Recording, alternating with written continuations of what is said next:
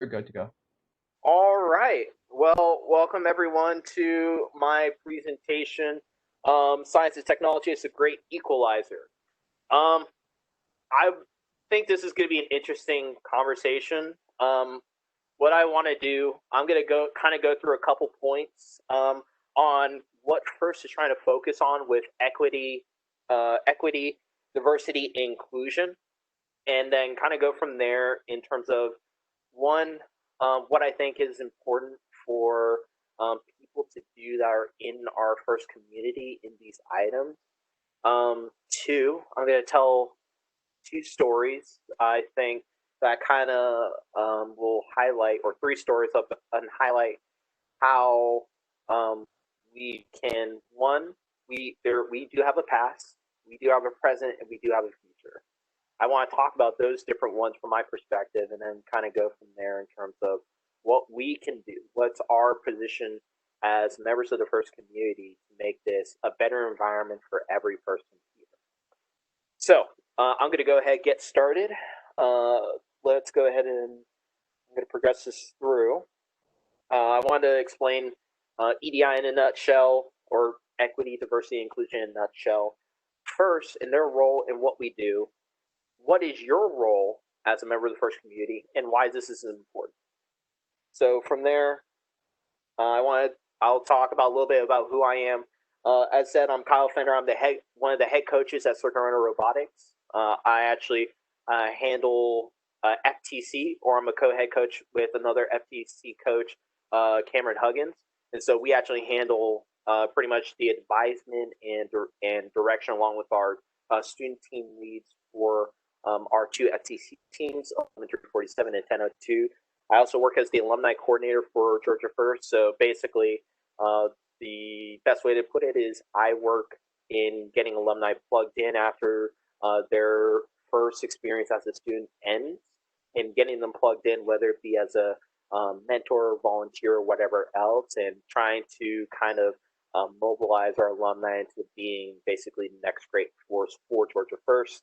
Um, if you heard my introduction, I'm also the extremely loud person slash master of ceremonies for Georgia First. So if you've been to a competition, you may have seen me on the field, sleeping on platforms, or just generally causing mischief.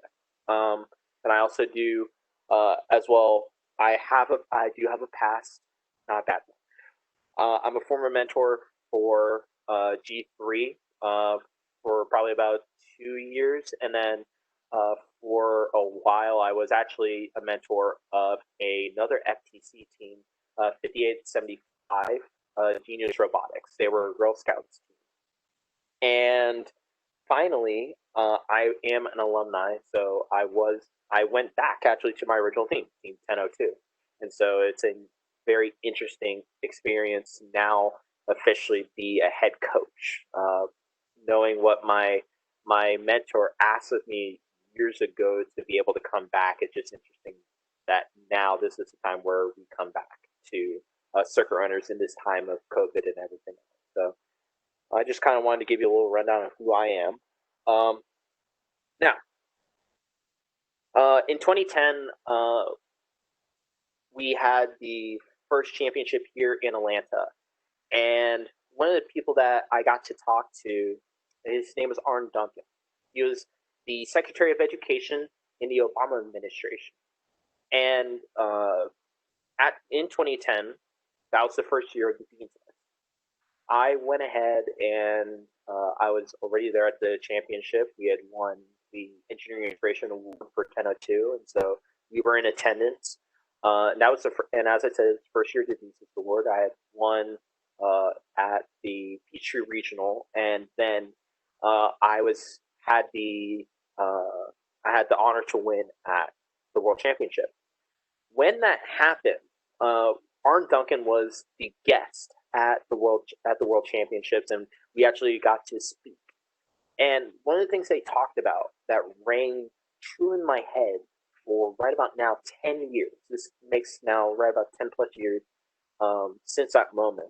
He talked about education being the great equalizer, and he talked about the influence that he had from Horace Mann. Horace Mann was one of the pioneers of public education. And so Horseman basically talked about education then beyond all other devices of human origin. It's the great equalizer of the conditions of men, the balance wheel of the social machinery.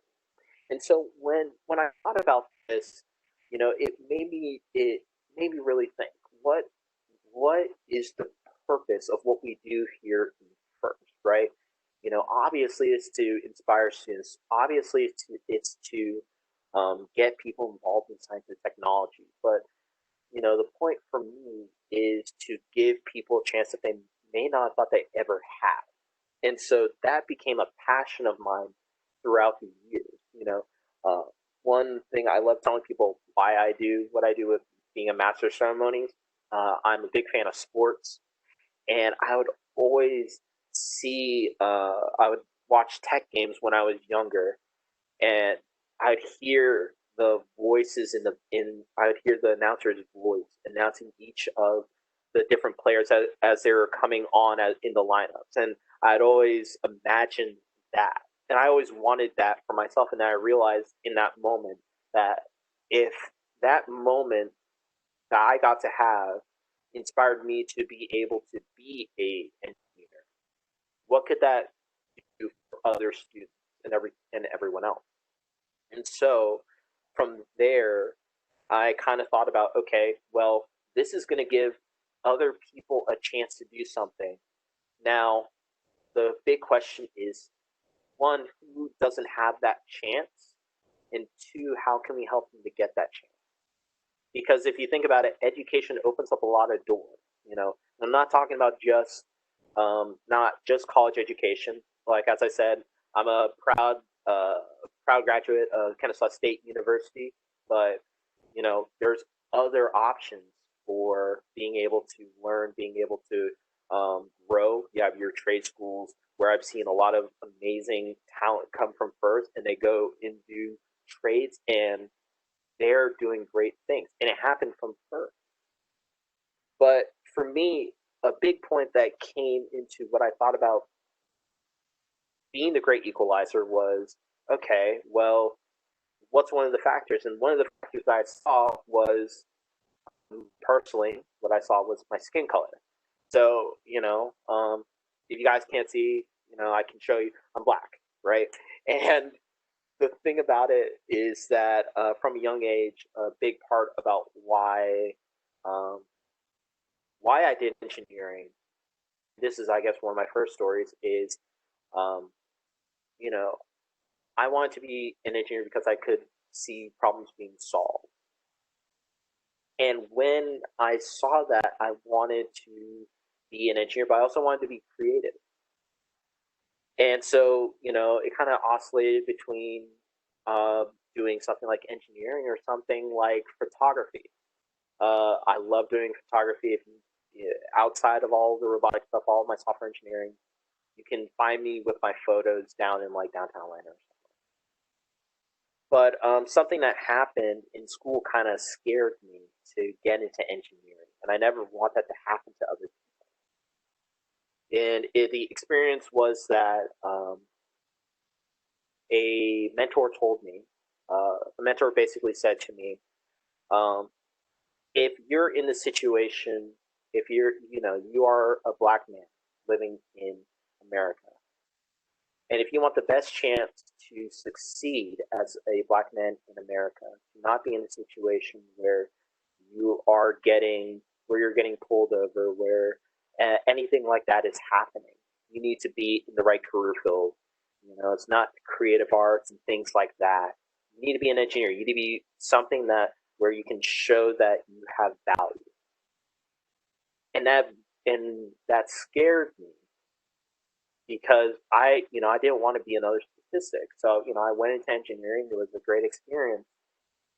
But the thing that I got when I was in college, I was starting to mentor, is the reality that every person has value. Every person has a reason why they're here on this earth to do something great.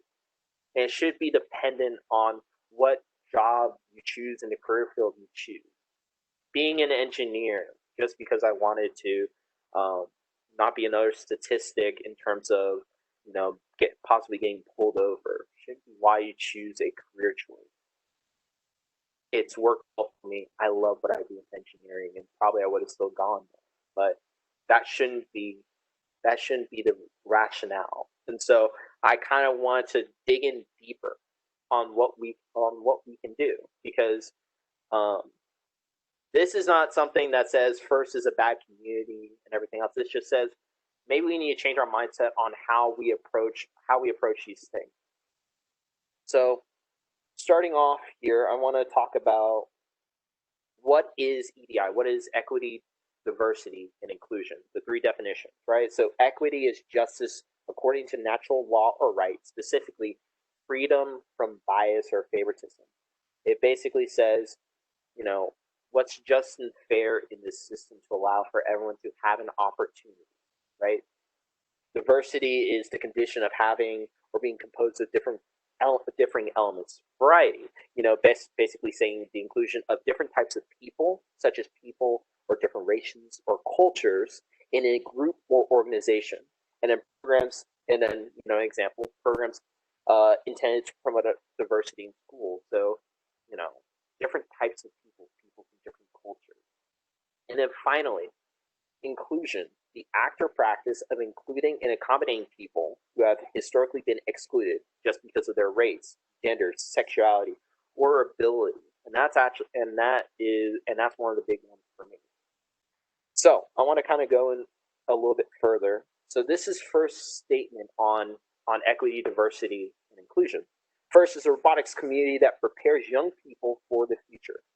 A vital part of our strategic intent is to serve an inclusive and diverse audience, reflecting the population of the communities we serve and even going beyond through targeted new community outreach.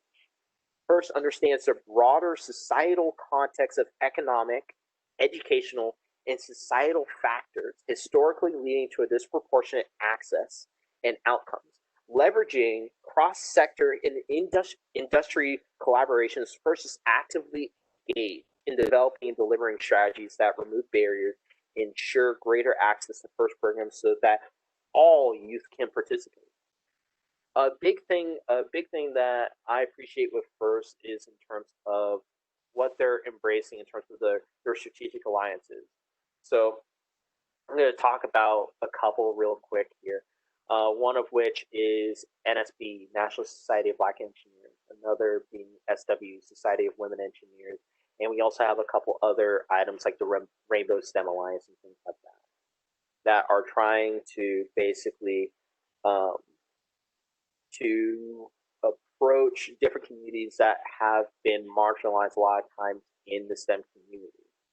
And so what I believe is really key is when we talk about FIRST and the vision of FIRST, right? The vision of FIRST is for all people to be able to understand the value of science and technology. And so, when I think about FIRST and their core values, it really hits me that this issue of making sure that we get it right the first time on EDI is so important to how we continue in terms of FIRST as a community.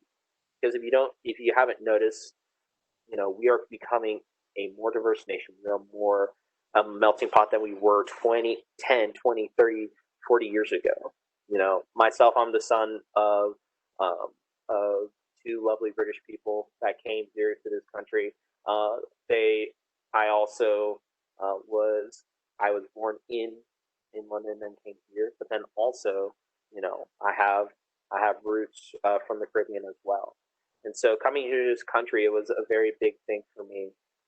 When my dad actually saw the first robotics program early on in the 1990s, and then right about in the early 2000s, he wanted me to get involved in the FIRST program. And so he actually pointed me towards Wheeler High School. And then it went from there, and then I became a part of Team 1002. But I realized throughout the years that things can always be better. We can always figure out where we've had previous misconceptions, biases, and other things, and we can always make this community a greater place to be. And so, I want to talk about a couple things here. Let's see. So, I want to talk about roles, right? So, the reason I actually took on this specific presentation was because of an event a couple months ago with the death and killing of George Floyd, the murder of Ahmaud Arbery, and with the murder of Breonna Taylor. During that time, it was a very interesting situation, and in Atlanta, it was definitely chaotic, and there was a night where in downtown Atlanta there was protests, and then there was some instances of rioting. And I remember watching the press conference. I had gone to church earlier that day, or that evening, because I was trying to figure out what do I do here. And I came home and I turned on my phone. I looked on Twitter and I saw one of my favorite rappers. His name's Killer Mike. He's an Atlanta native, and he talked about 5 steps about how we can make change in this city, what we can do, because you don't want to burn down your own city. You want to make change, and you want to make change by being constructive, not destructive. And so he talked about 5 points that I thought were very key. He talked about to plot, to plan, to strategize, to organize, and to mobilize. And he talked about that in the context of how we can make change in the political sphere, how we can make change in the societal sphere in terms of what we're seeing in our nation. And I thought about that, and I was like, okay, I can see something in this that I think can apply to not just items of police brutality, but I think that these also apply to how we make changes in our first community. And so I'm going to go through the five points here, kind of give a little bit of an explanation, and then we can go a little bit more into where we go from here. And then I'm going to open it up to everyone for Q&A questions, because a big part of this for me is that this is supposed to be, this is not just me talking at someone. This is not supposed to be me telling you like what you're doing wrong. This is a conversation of what I've learned in my 15 years being in the first community, what I think and what has worked and what can work going forward to basically bolster what we do across all the different parts of equity, diversity, and inclusion in our different communities that we represent as first. And then finally, if nothing else, to start a conversation. Because I feel that every person can have a reasonable, can be a part of this conversation in a reasonable manner. So let's kind of talk about this a little bit more. So starting off with plot. And so for me, to plot is to discuss. We live in a very weird time in our country where conversations, civil conversations are definitely not seen a lot sometimes. I sometimes get a little bit discouraged because, my morning routine is I'll go onto Twitter and I'll look and I'll see the vitriol on there from everywhere. But I think a big part of to plot is a definition that I was reading about is plot is to have a conversation right? And so a big part of this is figuring out where pain points are. And so we talk about diversity. One of the biggest parts that I got to look at before this presentation was in how we're doing in terms of numbers with FIRST. And when it comes to FIRST, we've been constantly growing and expanding in terms of our report, right? Our minority count is going up. We have a lot more programs, a lot more scholarships that are being pushed, and that are being available to students. But it goes more from just the numbers. It goes into conversations about experiences. Um, one of the reasons why this hit me very hard was being able to, I talked with someone recently about their experience in the FIRST program.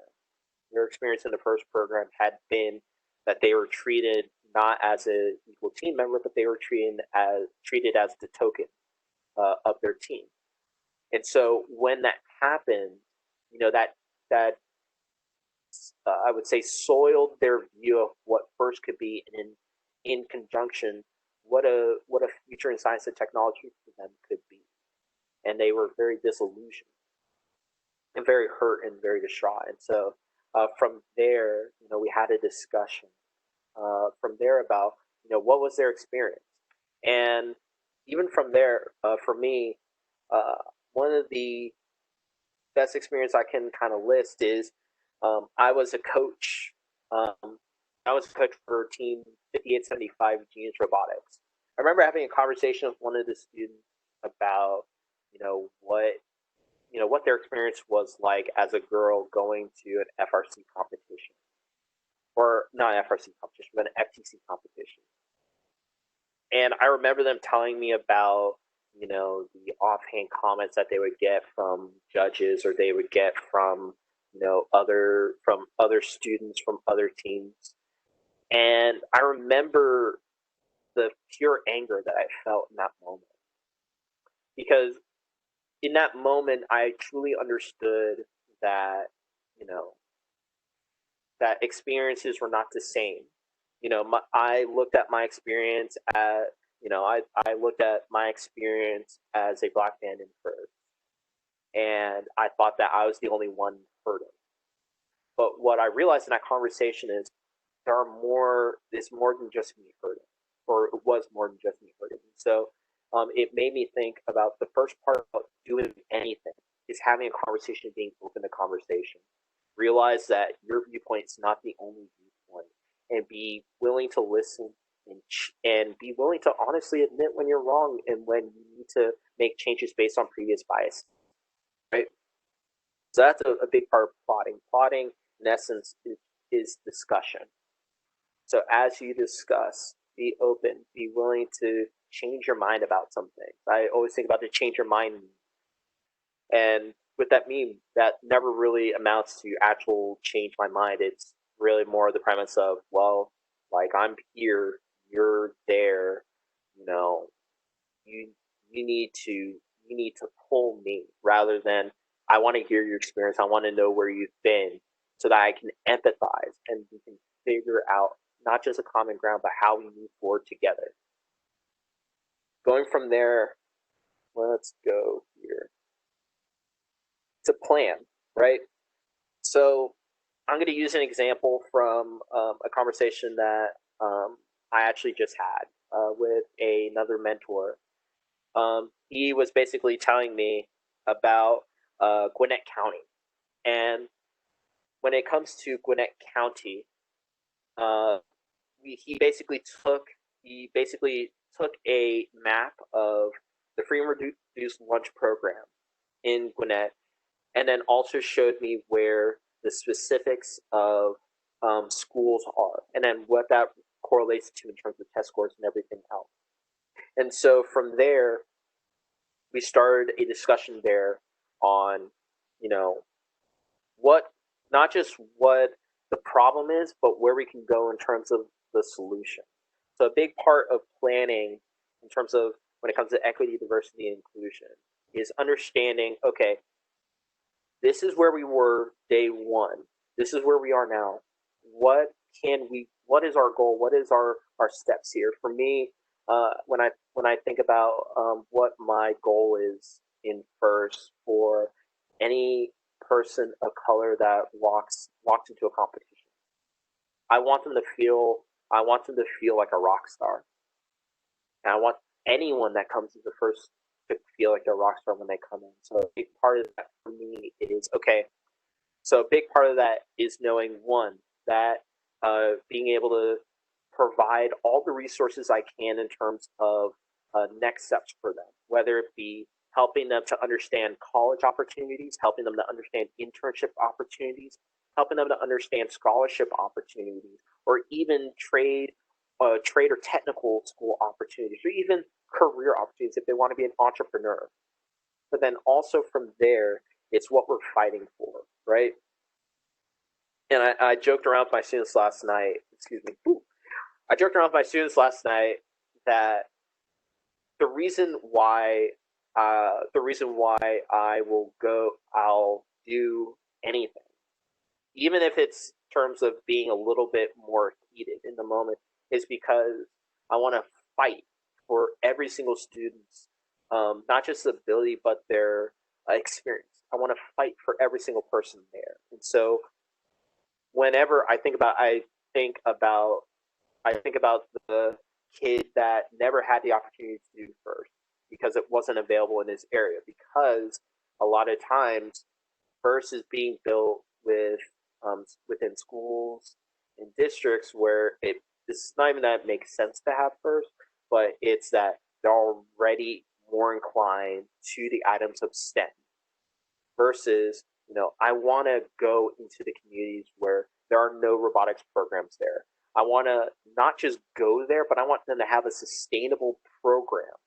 I want to have them to have a program that will last over time. I want them to have continually inflowing resources of mentors, sponsorships, and even more opportunities for mentorship and for continuing development at that stage.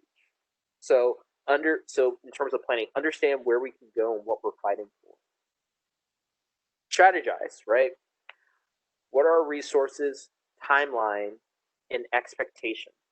So a big part of doing this is understanding, honestly, what is available to us now, and what resources do I either have to go out and get or create to make this happen.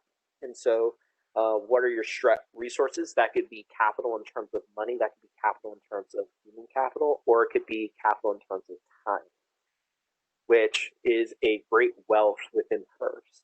I'm constantly astounded by the breadth and width of all the different presentations that we've had here this weekend. And so, and a lot of times in that moment, I see that we have the ability to do so much more, and I'm always surprised every single year. Georgia FIRST keeps growing in terms of how we keep expanding what we're going to be able to do. And so from there, look at your resources, and resources. I'd say human capital. Human capital in my case is allies. I want people that either one, they understand what the problem is, and sometimes you want people that immediately understand your problem, but they understand that there's a person that's hurting. And they're willing to try to learn to empathize and to make a way and a plan so that things can be alleviated. And then on the road to figuring that out, they'll also figure out more of the problem. They'll gain that understanding. Timeline. So a big thing for me, timeline expectations is a big one. What I want people to understand is when we go and do items, it's not just about the speed that you do it. It's also in the effort that you take to do it. It's also in the expectation. One thing I will always say to people is, do I expect people's minds to be changed overnight? No, but do I expect that we can make the concerted effort to basically build up what we do? Yes. Like we're going to, I want to put in steps. I want to put in even just conversations, because a big part of it goes back to plotting and comes back to the start of conversations to help us to be able to progress forward, and expectations as well. One thing I always say is not everyone is going to be your teammate. Not everyone's going to want to understand and whatever else. And a big part of that is kind of I think about when I grew up in Sunday school, and I remember one of the stories was when if they don't want to hear you, wipe the dust off your feet and move on at a certain point. Not to you don't need to hate them, you don't need to admonish them, you don't need to do all those things, but don't let it become a burden on yourself that you couldn't get that one person. At a certain point, you can only do so much. Not finally. Organize, right? I talked about basically figuring out who your allies are, who your partners are, and where can you make an impact. Uh, I love I love being here in Georgia um, because I can go maybe 10 minutes down the road, 15 minutes down the road, and I'm gonna see you know a culture very different than mine. Not just in terms of um, not just in terms of how people live their lives, but also just in terms of uh, ideals, in terms of how they're just even walking. We're in the time of Corona. I live here in Woodstock, and I can walk down. I can walk down Woodstock, and you know, mass wise, not as many, right? And so, it's always an interesting experience for me to go into downtown Woodstock. But then if I drive just a little bit down into Marietta or wherever else, I'm gonna see that happening. And so I say that to say, you know, a big part of EDI is understanding the communities that we're in and understanding where we can make an impact. The conversation that I was able to have with another mentor, it was interesting to see the overlay of the map of Gwinnett County with with free and reduced school lunches, and it really made me think. Okay, well then, if we want to make this work in terms of something that can happen there, now we can see it's in this area, it's in this area, it's in this area here. Under understanding the community that's around you is really important. I also say that to say, I think about the fact that we have we have a amazing community that has realized that you know it's not just about Metro Atlanta being able to have these resources. It's also being able to be in in Albany, in Dalton, in all these different places. We have a lot of different places in Georgia that should also have the same access to the same programs that we have here. A great thing that I was able to see is the evolution of the Destination Einstein program, not just being in Marietta, but it expanded and went to Columbus, it went to Albany, it went to Dalton, it went to a lot of different places, and now that model is popping up, and now it's being talked about nationwide within the first community about what that was able to do, and that came from um, the leadership of Georgia First and partners in those cities. Walton. Yeah, I always laugh because people think I don't like Walton. I think Walton's an amazing program. I just I just don't like saying Walton's an amazing program because of the rivalry. So uh, don't tell them on Walton I said that. But they really made an impact that is felt throughout the entire state of Georgia by helping to innovate with the DE program. And from there, they found partners that truly try to understand about what we can do to make different impacts in these different cities. So they made a concerted effort to organize in a reasonable and sustainable fashion. All right. And then finally, mobilize, right? To take action. Um, I think about the fact that in first I've never really seen a lazy person. And maybe there are, but I haven't met one in my time.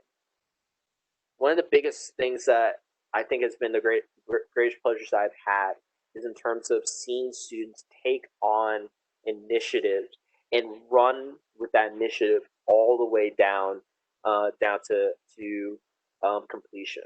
Um, as a dean's list judge for FTC, I got to read the essay, and even before reading the essay, I got to see the story of a girl named Madison Kenny. She was part. She was actually part of a team called RoboChicks, or she is still technically part of a team called RoboChicks. From there, she actually saw a need in the Metro Atlanta community for more options for robotics. And what she did was she took an option of working with a partner with the Metro Atlanta YMCA, specifically with the Andrew and Young YMCA, and basically took it from there to develop a robotics program through the Sea Perch program. And from there, many students have been able to be affected by that program. That hopefully they'll get involved in first, but they may never get touched first. But they will be able to have that impact that now they want to get into science and technology.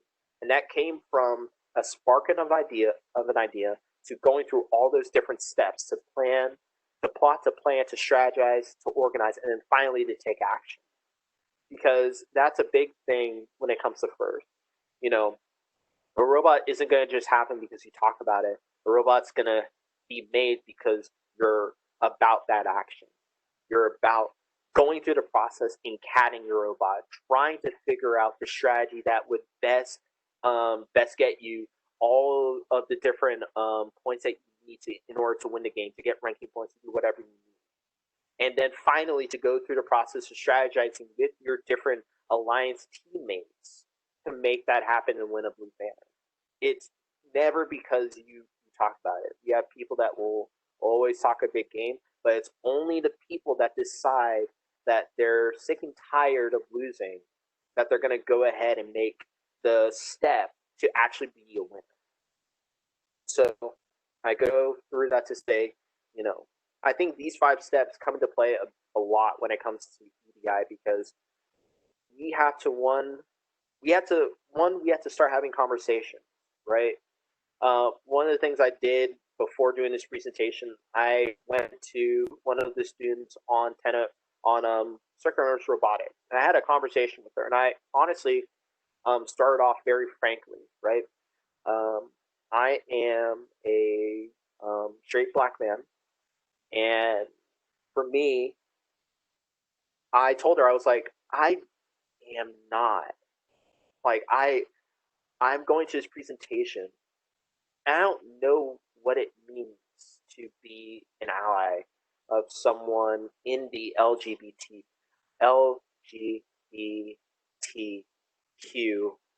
plus. Okay, forgive me if I missed the letter. My apologies. But I told him, I was like, I don't know what it means to be a good ally. How can I best help you and help others that may be struggling within the first community because of how they identify? And I say that to say, I didn't understand, but I wanted to go through the conversation and understand. And then from there, it was a simple thing of like, okay, now from there, these are different. This is the plan of how, personally, I'm going to do this. And so this is personally how I'm going to handle this. Then it was strategizing. Okay, this is how I'm going to take, every single day as a mentor and as a coach. And then from there, organizing, right? Understanding with other coaches. Okay, this is what we're going to do. This is how we're going to do it. Because while I may not immediately understand, I want to make a environment that everyone feels like they can be their best self. And then finally, it was mobilizing. And mobilizing sounds like a big word as the final word, but it's just, caring to start to do something.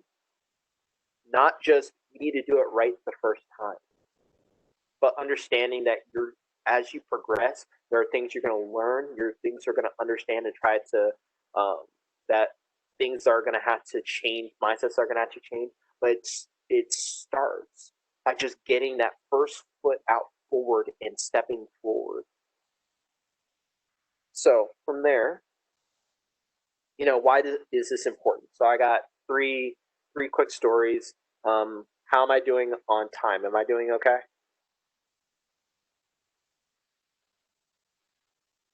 You are. Cool. Yeah, sorry, I muted myself and it's like I forgot what the button was. You're fine. So, all right. So I got three stories, and then also, it says it's going to be. It's fine. It's fine. You know what? Uh, I can deny until the day I die about Walton. So I'll just do that. So, all right. I'm going to talk about my experience as a student. So, um, as I said, I was on Team 1002, starting off as a freshman, and going from there and kind of progressing through. But from freshman year was definitely an interesting experience because I came on and I remember being selected to the team, and the reason I was selected to the team, and the reason I was selected to the team was because they wanted diversity, which for them diversity wasn't a goal; it was a line item, and so it definitely hit me a different way. Where a lot of times, it definitely dulled me to want to be involved in this. And so, I say this is important for students because, you know, when we talk about it as other students, if you're another FRC, FTC, any of the different students in here, you know, we want diversity not because it will get you the chairman's award or it'll get you any of these other awards or it'll increase your prestige as a team. We want it because quite literally, our our community can only grow and be better with people of diverse outlooks on life. It will always be a point of improvement. The American landscape improved by different cultures coming to America, right?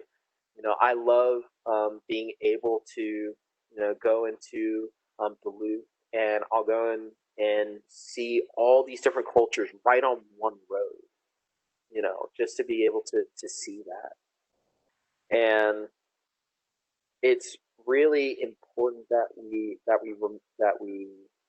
embrace that.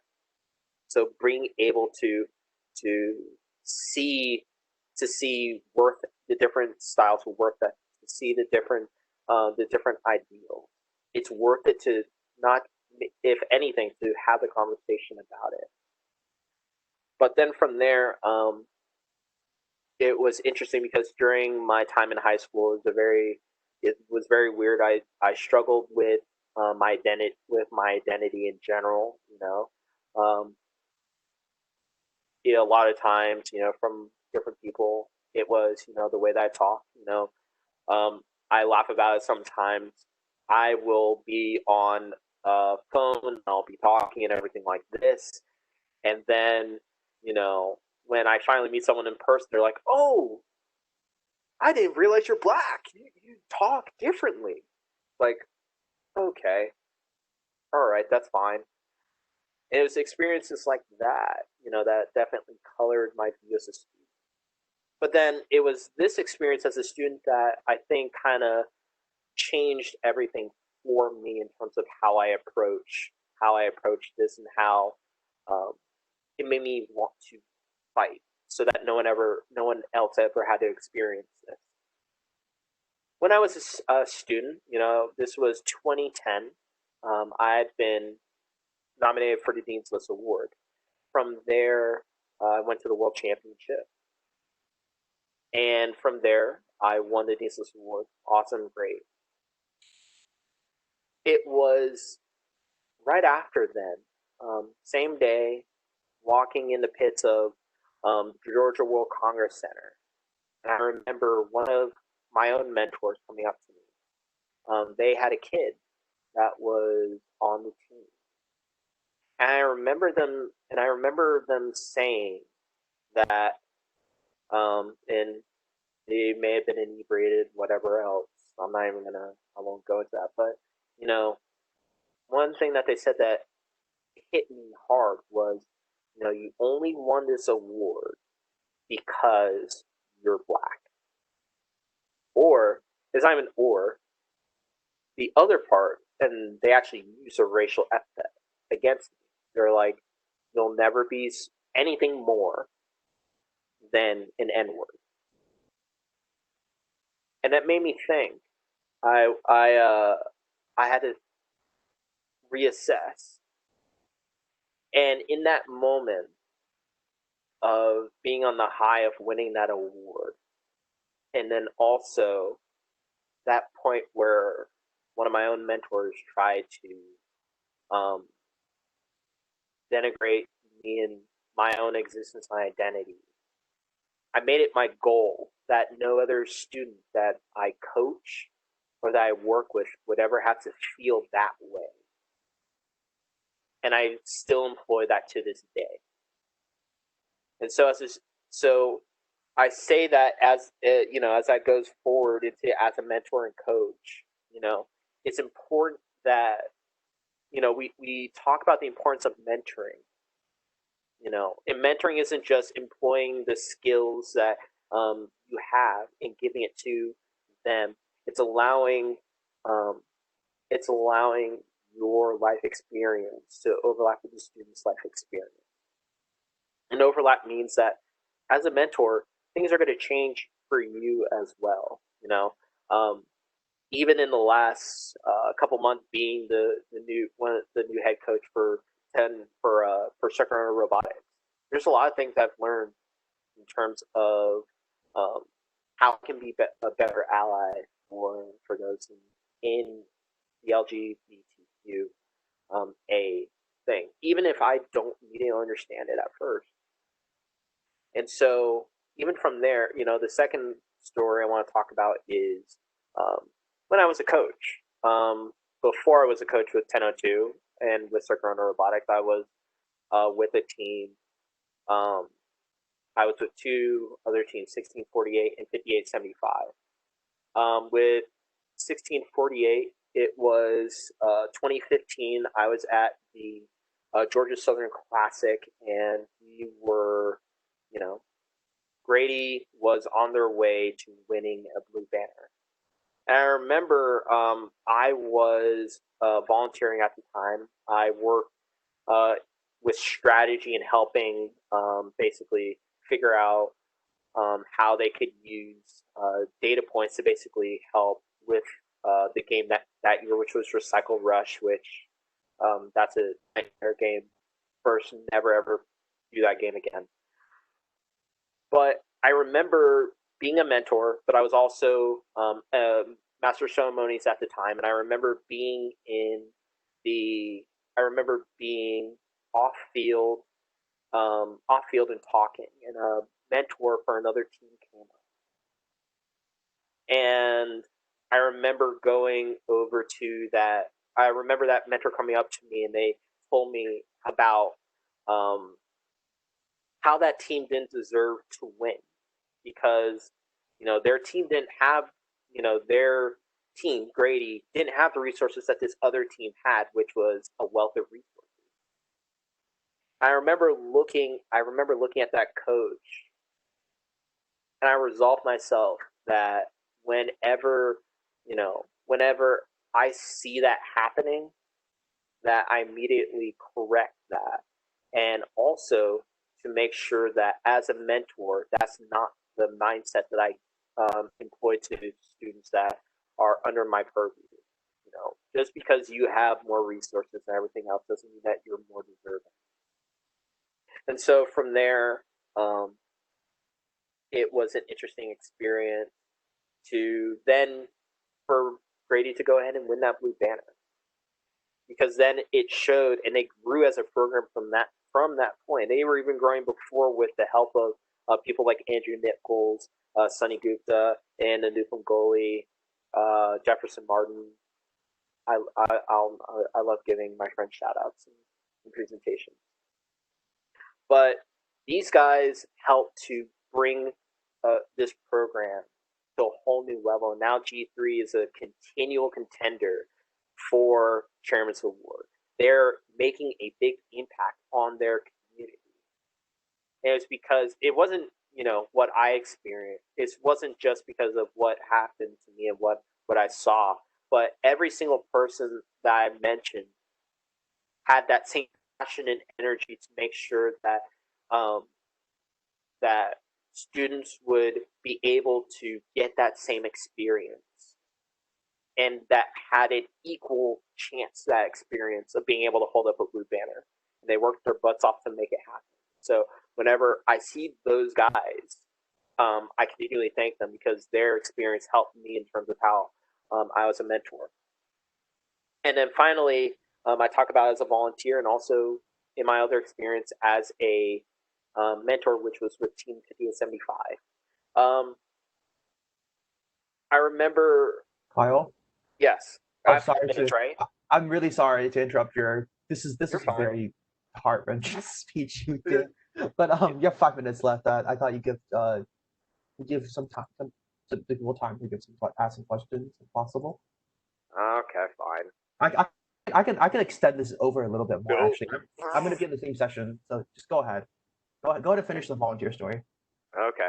So basically, I started as a volunteer before I graduated from high or from before I graduated from high school, and I remember being at an event, and from there I had a conversation with a mentor of a team, a Girl Scouts team that was in FLL at that time.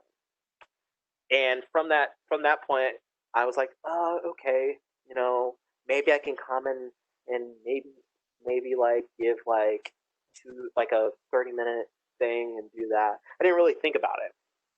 Then from there, I went. I graduated high school, and I was at an event where literally it was like an orientation event, and I was just randomly in the cafeteria, just sitting and whatever else. And same lady walked up to me and was like, "Hey, Greg, you're here again." And she sat me down and talked for a long time, and she told me about the situation that they had with their team and about how she had tried to get some resources before to come out and help them, but that they never really thought about going and working with the Girl Scouts team because they were girls. And as she told me more and more about her heart about what she wanted to do with these kids, it made me rethink everything that I thought in that moment. It's like, wow, maybe, like I've been thinking about this the wrong way. And then from there, I was like, okay, let me go ahead and go over to this meeting. So I went over to my first meeting for Genius Robotics. I got to meet the girls, and from there, and that was after volunteering, and she saw me as a volunteer.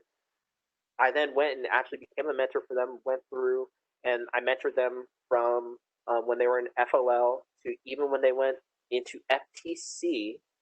And then, seeing that moment, I had one moment that kind of resonated with the joy that I had with being in first, which was driving an hour plus down to McDonough, Georgia, being in a church and not knowing what was going on, but then just sitting in the stands and watching them compete and finally win first place honors. It changed my entire view on fighting for people. So now, for me, it's like it's not just my experience that I'm fighting for as a black man. I want to fight for the experience of women that have been marginalized in first, for for people of color that have been marginalized, even for people who are queer. I want to fight for them, even if I don't fully understand. I want people to understand that everyone deserves to be understood and have a chance to be the best person that they can be, and especially when it comes to science and technology. Science and technology, the common goal is that everyone can benefit from different technologies, um, whether it be vaccines, whether it be what we're doing here now with Zoom, or WebEx in this case, or even just as simple as a robot. Science and technology sees no color, sees no creed, or sees no color. It sees no gender. It only sees solution, and that's why I love what we do here. So I say that all to say, realize that we're in a changing world and a changing atmosphere, and look for opportunities to have conversations. Just start with that, and then as you have those conversations, find ways that you can be better for your common man, whether it be your teammate, whether it be a competitor, or maybe it's the person that hasn't even touched first yet. The collective experiences, but also the collective decisions of this community uh, in the past, in our present, will determine our future of this organization. And for me, I believe this organization is going to go places. I believe it starts with the simple start of a conversation. All right. So I'm going to open up to questions. If you have any questions, ask away. If not, I know we're literally at 3:30, so yeah, I'm just. No, it's fine. I'm actually moderating the next session, so you get an extra 10 minutes from me. Okay. Well, if anyone has questions, go ahead and ask them in the Q&A. I have no problems. And then if no one has any questions, then like I don't know, the next minute or so, then go ahead and end it there.